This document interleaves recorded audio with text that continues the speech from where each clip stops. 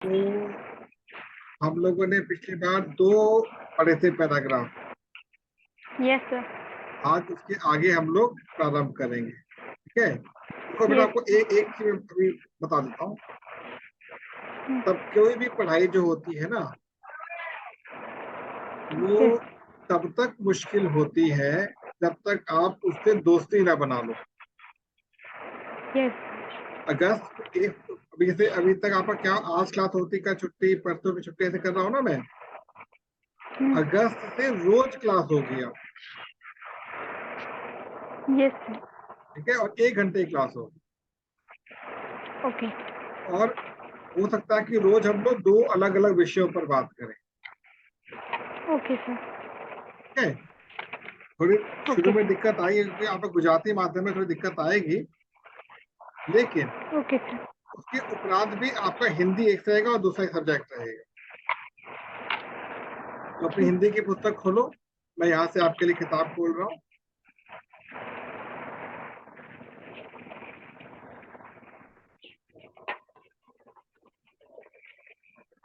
अब आपने पिछली बार कहाँ तक पढ़ा था?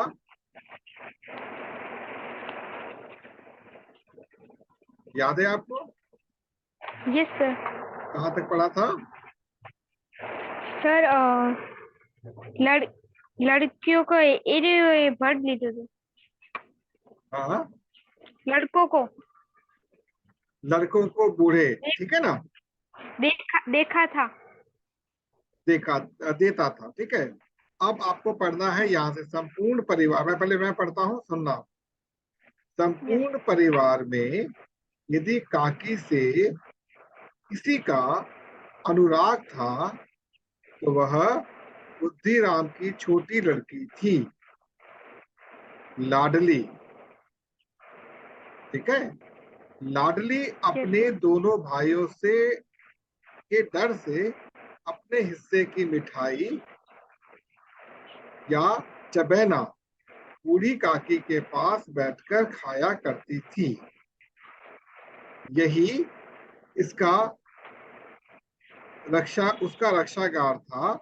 और यद्यपि काकी शरण उनको लोलुपता के कारण महंगी पड़ती थी, तथापि भाइयों के अन्याय की तुलना में कहीं सुलभ थी। इस स्वार्थानुकूलता ने उन दोनों में सहानुभूति का आरोपण कर दिया था। अब इसको पहले पढ़ो बेटा, फिर हम चर्चा करेंगे। पढ़ो। संपूर्ण परिवार में यदि काकी काकी से किसी का अनुराग था तो वह बुद्धिराम की छोटी लड़की लाडली थी। लाडली अब अपने यहाँ अब रुको रुको दोनों। रुको, इसका मतलब क्या हुआ कि जो पूरा परिवार था, परिवार में बुद्धिराम हो गया, उसकी पत्नी हो गई, उसके दो बेटे और एक बेटी लाडली। लाडली। तो उससे उसका अनुराग मतलब जो बूढ़ी काकी का उसके साथ ही प्रेम था। आगे चलो। लाडली अपने दोनों भाइयों के डर से अपने हिस्से हिस्से की मिठाइयाँ चब चबेना बुढ़ी काकी के पास बैठकर खाना खा कर खाया करती खाया थी। करती थी।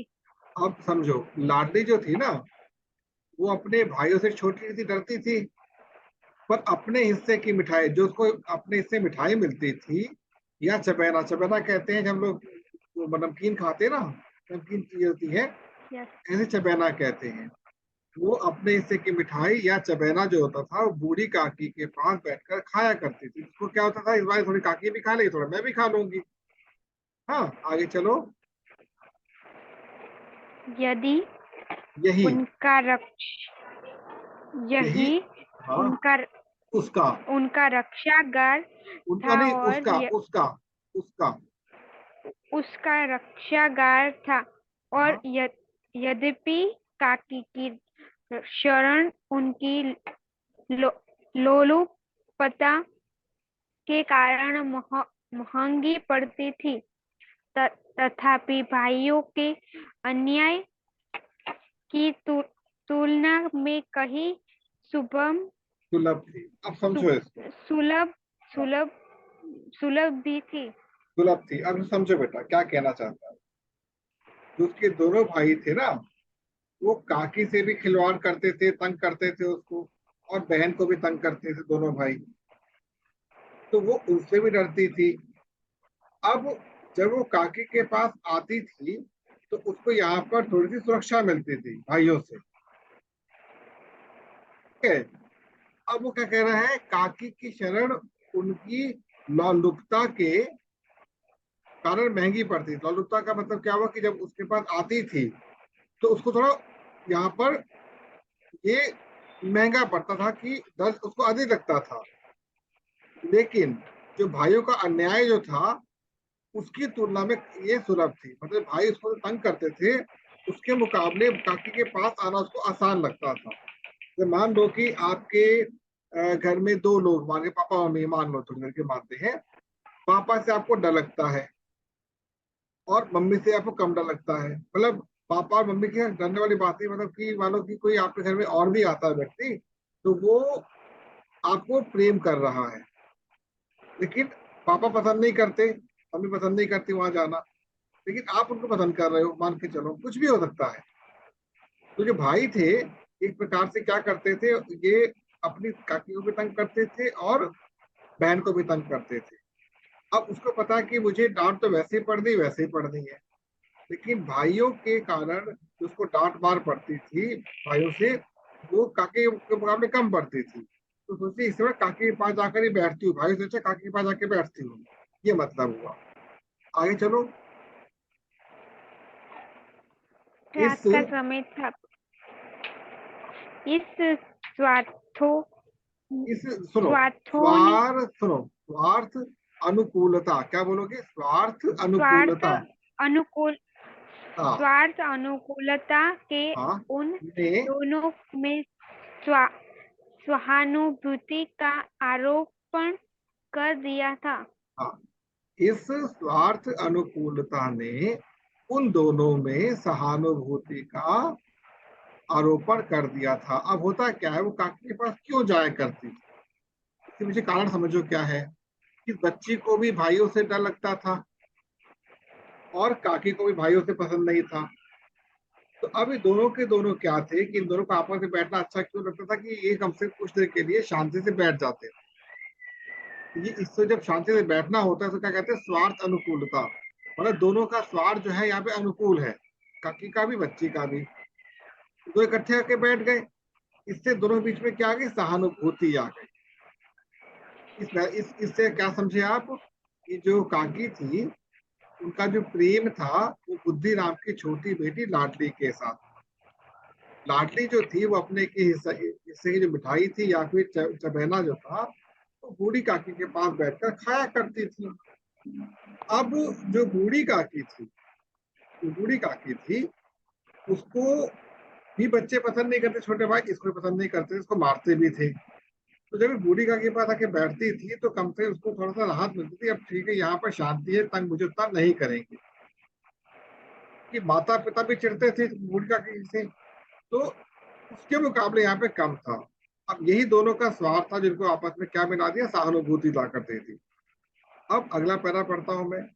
रात का समय था, बुद्धिराम के द्वार पर शहनाई बज रही थी और गांव के बच्चों का झुंड विस्मयपूर्ण नेत्रों से गाने का रस स्वाद कर रहा था।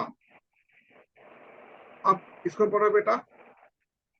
रात का समय था, बुद्धिराम के द्वार पर शहनाई बज रही थी और गांव के बच्चों का झुंड विस्मय पूर्व विस्मयपूर्ण, ने विस्मय विस्मय, पूर्ण बोलो बोलो बोलो, विस्मय, विस, विस्मय, विस, विस्मयन पूर्व नेत्रों से गा, गाने का स्वाद रस रस, स्वाद रसा स्वाद, रसा स्वाद रसा स्वाद कर रहा था। का। अब इसका मतलब क्या हुआ, समय रात्रि का, वहां से ना अब एक दूसरी घटना दिखाई जा रही है कि रात का समय है। बुद्धिराम के द्वार, मतलब बुद्धिराम जो उसके घर के द्वार पर क्या बज रही थी, शहनाई बज रही थी। और गांव के बच्चों का झुंड, जैसे कहीं पे कभी किसी घर पे ढोल नगाड़े बजते हैं ना, संगीत बजता है, तो गांव के बच्चे, शहर के बच्चे आसपास घूमना शुरू हो जाते हैं, क्यों बज रहा है, बजे लेते हैं वो।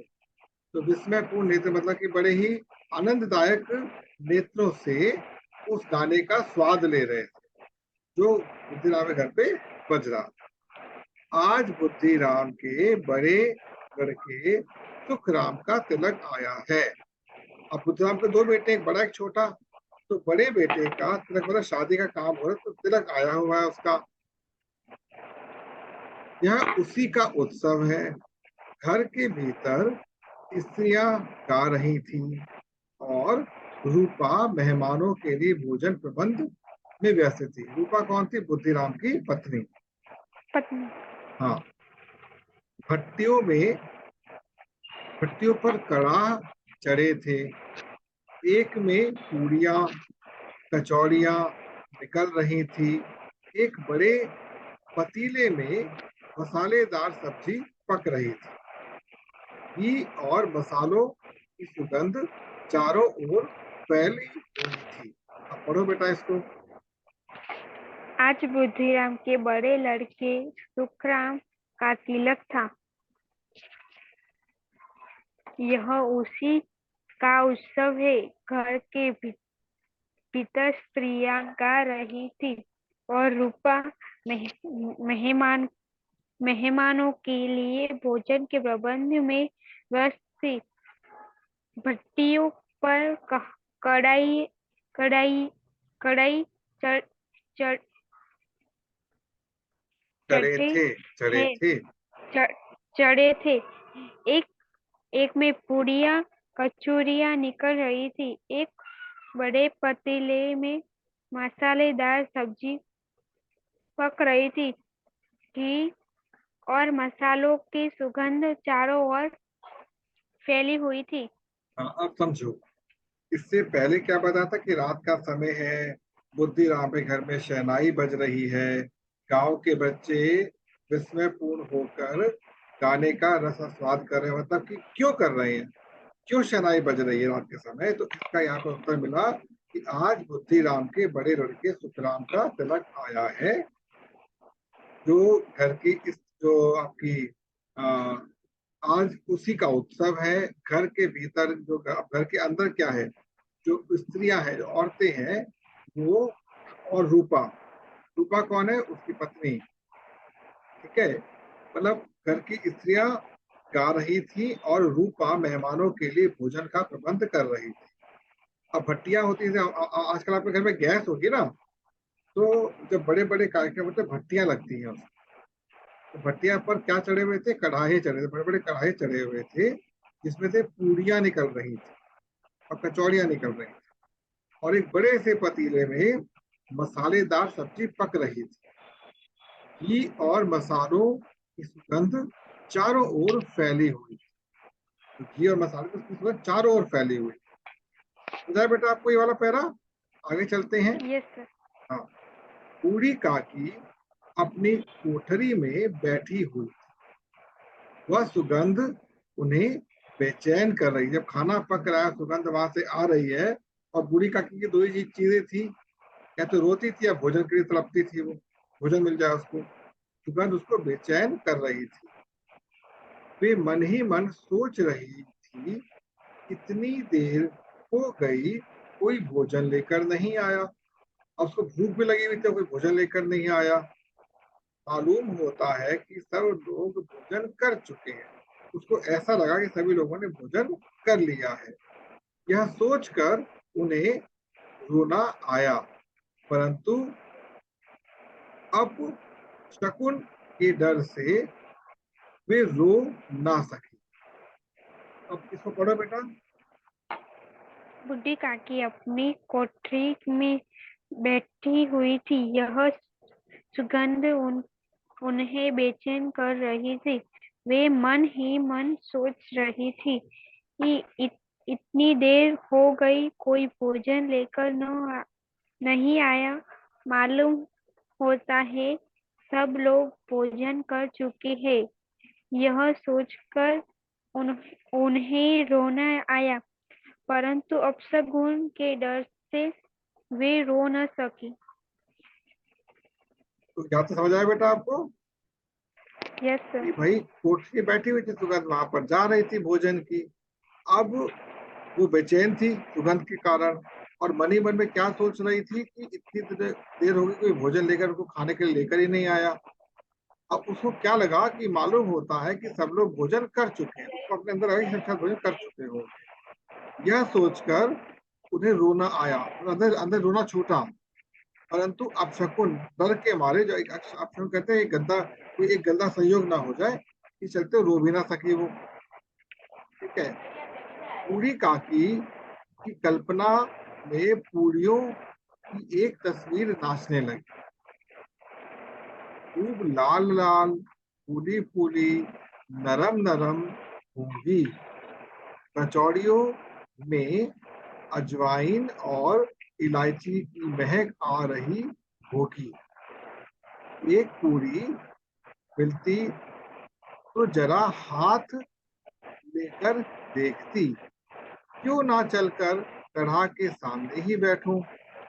इस प्रकार निर्णय करके बूढ़ी काकी ऊपरू बैठकर हाथों के बल सरकती हुई बड़ी कठिनाई से चौखट से उतरी और धीरे धीरे रेंगती हुई कढ़ा के पास आ बैठी।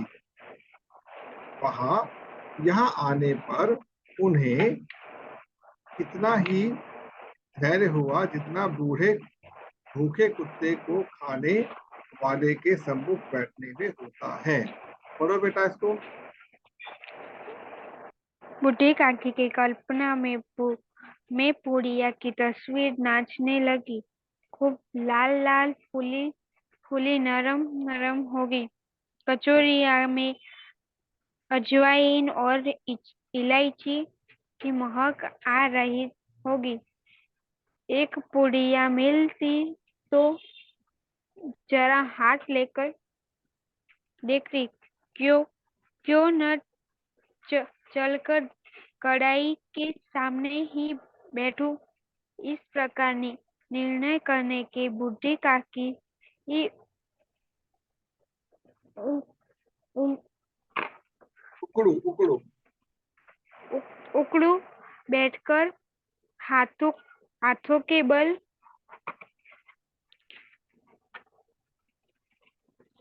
सरक सरकती हुई बड़ी कठिनाई से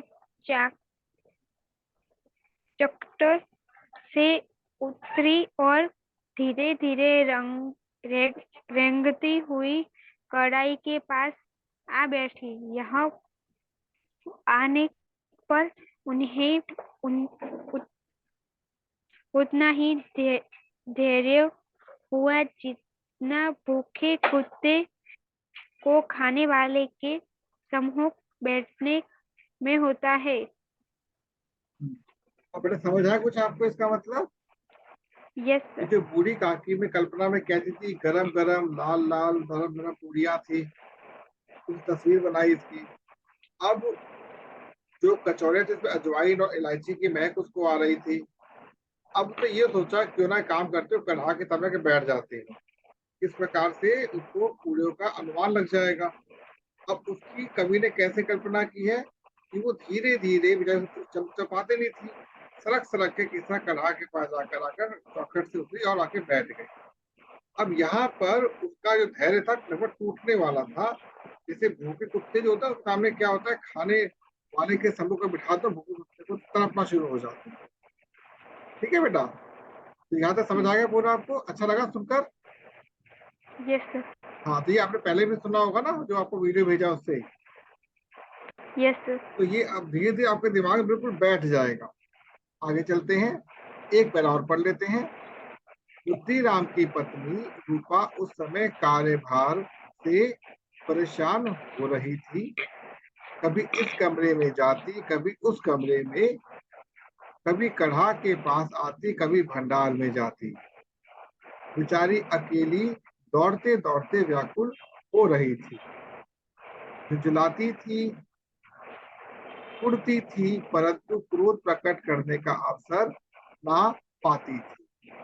इस अवस्था में उसने बूढ़ी काकी को कड़ाह के पास बैठा देख तो जल उठी। क्रोध ना रुका, क्रोध ना रुक सका। इस प्रकार मेंढक केंचुए पर झपटता है, इसी प्रकार वह बूढ़ी काकी पर झपटी और उन्हें दोनों हाथों से झटक कर एक पेट में आग लगे, ऐसे पेट में आग लगे, पेट है या झाड़ू, कोठरी में बैठते हुए क्या दम घुटता था, अभी मेहमानों ने नहीं खाया, भगवान को भोग नहीं लगा, तब तक धैर्य ना हो सका। अब इसको पढ़ो बेटा, मैं समझाता हूँ मैं। बुद्धि काके की बुद्धिराम बु- बुद्धिराम बुद्धि बुद्धिराम की पत्नी रूपा और उस समय कार्य भार से परेशान हो रही थी। कभी इस कमरे में जाती, कभी उस कमरे में, कभी कढ़ाई के पास आती, कभी भंडार में जाती। बे, बेचारी अकेले अकेली दौड़ते दौड़ते व्याकुल हो रही थी, झुंझलाती थी, कुट, कुर्ती कुटती कुटती थी, परंतु क्रोध प्रकट करने का अवसर न पाती थी।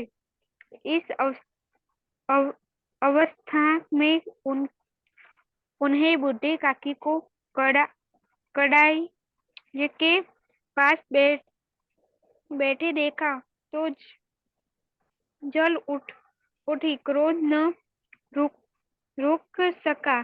जिस प्रकार मेंढक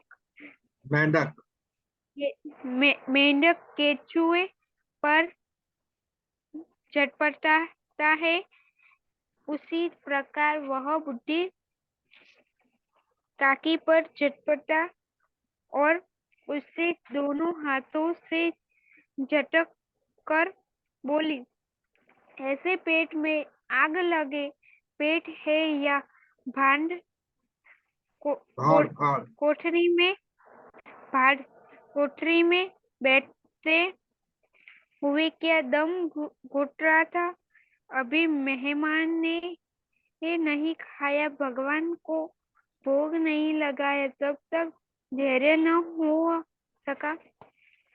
हाँ, अब समझो बेटा। अब यहाँ पर ये बताया गया है कि बुद्धिराम की जो पत्नी है रूपा, वो अपने काम में लगी हुई थी, परेशान हो रही थी। अब इसमें क्या होता, कभी यहाँ जा रही थी, कभी वहां जाती, कभी कमरे के अंदर, कभी बाहर, कभी कड़ाह के पास आती, कभी भंडार में जाती। अब व्यक्ति अकेला दौड़ते दौड़ते परेशान थक जाता है, व्याकुल हो जाता है, वो झुंझुलाता है ऐसे में। अब वो कुड़ भी रही थी अंदर से, परंतु क्रोध प्रकट करने का अवसर नहीं पा रही थी कि इतना गुस्सा से कितना काम में करा, क्या करूं। ऐसे ही में उसकी जो उसने बूढ़ी काकी को कड़ा के पास बैठे देखा, तो उसका क्रोध उस पर पूरा उतर गया एक साथ। तो उस क्रोध में वैसे थी, उतर गया। अब क्रोध को रोक ना पाई। अब जैसे कि मेंढक और केचुआ, जो केचुए छोटे छोटे केचुए होते हैं, मेंढक दिखती झपट पड़ता खाने के लिए उनको, ठीक है। वही बोला कि जिस प्रकार मेंढक केचुए पर झपटता है, उसी प्रकार वह बूढ़ी काकी पर झपटी और उन्हें दोनों हाथों से झटक कर बोली, ऐसे पेट में आग लगे, पेट है या भाड़। भाड़ बेटे कहते हैं कि भट्टी को जो डालो सब खा जाता है, वो मतलब सबको जला देता है, ठीक है।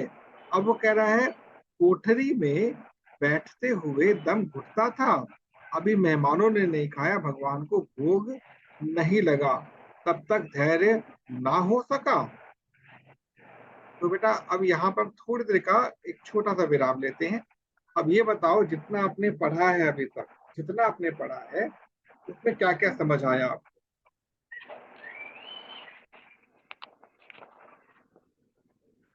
इतना पढ़ा जहाँ से, किताब देख के बताओ क्या क्या समझ आया?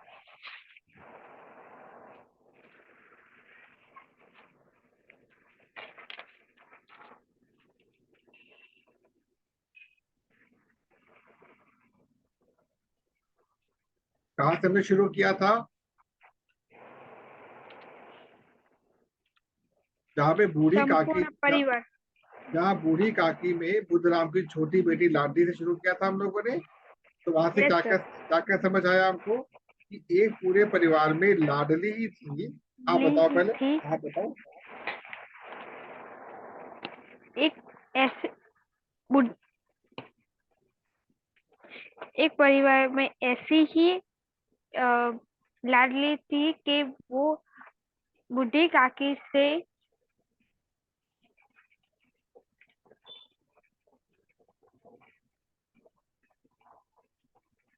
प्रेम करती थी। और वो, प्रेम करती हाँ, थी।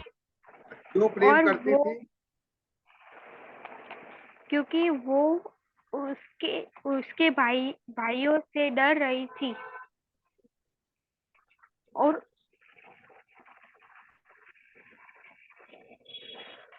बूढ़ी काकी भी उससे परेशान थी। इसी इसी वजह से म, लाडली बूढ़ी काकी के पास जाती थी।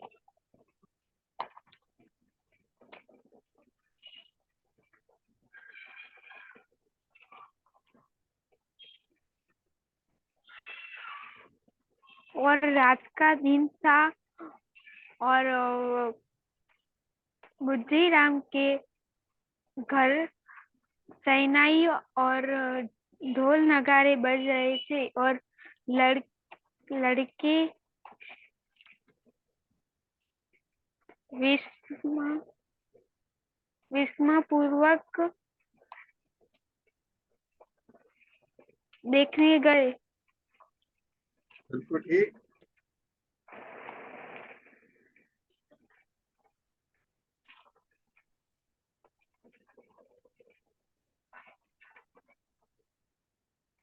आज बुद्धराम के बड़े लड़के, आज आज बुद्धिराम के बड़े लड़के के तिलक था। और एक एक जगह स्त्रियां गाना गा रही थी। और भट्ठे में दूसरी जगह भट्ठे में ग-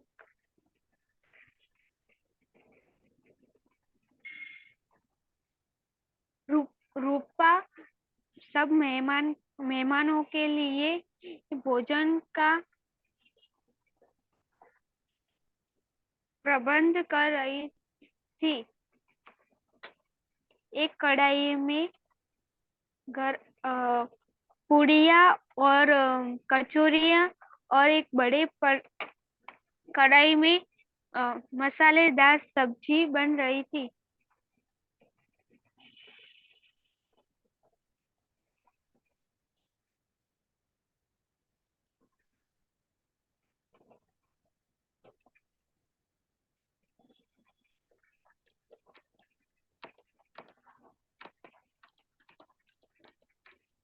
अब बूढ़ी काकी ने क्या सोचा? सब्जी पकड़ी थी, बूढ़ी काकी ने क्या सोचा?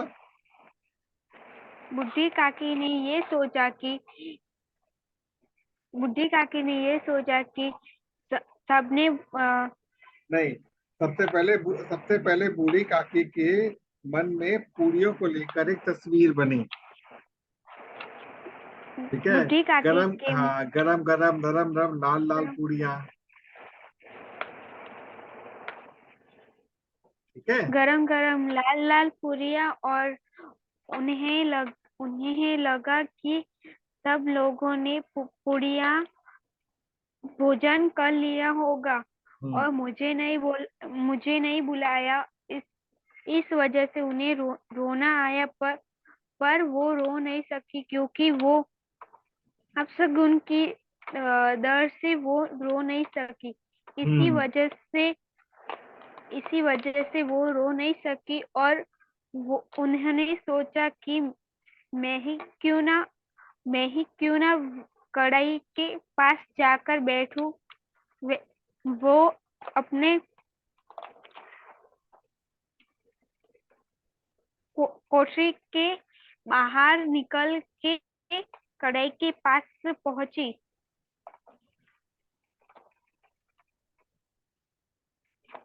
तो रूपा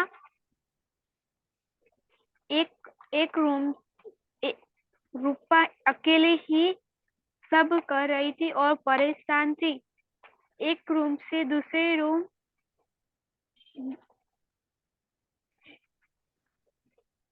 कढ़ाइयों के पास और कोठरी में जा रही थी। उसी वो अपने गुस्सा कंट्रोल कर रही थी और उसी त, उसी उसी उसी वक्त बूढ़ी काकी को कढ़ाई के पास देखकर रूपा क्रोधित हो गई।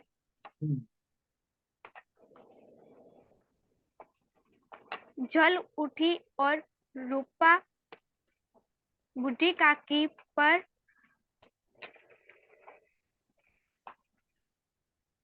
उसका पेट जले। चलो अब यहाँ पे रुको, यहाँ पर रुको। आपको थोड़ा थोड़ा समझ आना शुरू हुआ, अभी थोड़ा थोड़ा। आप दोबारा पढ़ोगे यहाँ तक, तो वीडियो से पढ़ा, सामने किताब रखी, फिर अपने आप देख देख कर यहाँ तक पढ़ोगे और फिर समझोगे। क्या होता है, जब कभी हमको शुरू शुरू में समझ नहीं आता ना, अब समझ आना शुरू हो गया आपको हल्का। पहले कभी ऐसे नहीं पढ़ाई की थी ना आपने, अब पढ़ना शुरू करोगे तो धीरे धीरे आपका उसमें दिमाग चलना शुरू हो जाएगा। ठीक है, तो आप कल क्या करेंगे, मतलब कल परसों करेंगे, इसके आगे पढ़ेंगे। कोशिश करना आज कल में मिलाकर यहाँ तक कम से कम 2 बार पढ़ लेना। इससे क्या होगा कि आपका ये चीज पक्की हो जाए। ठीक है बेटा, तो हम परसों मिलेंगे 9 या 9:30 बजे, आपको टाइम बता दूंगा कि 9 बजे की 9:30 बजे बता दूंगा। हाँ, मजा आया पढ़कर आज? यस। अभी कैसा लग रहा है, पहले से कैसा लग रहा है अंदर से अब पढ़ाई करते हुए? अच्छा लग रहा है। तो पहले आपको अच्छे ऐसे पहले पढ़ने मजा आता था कभी, जब पहले पढ़ते थे आप? नहीं? नहीं सर। चलो अब इसी को हम आगे बढ़ाएंगे। हाँ, ओके यहाँ से पढ़ना जरूर। हाँ, ओके अगली बार सुनूंगा आपसे। हाँ, ओके। ठीक है बेटा, ओके बेटा।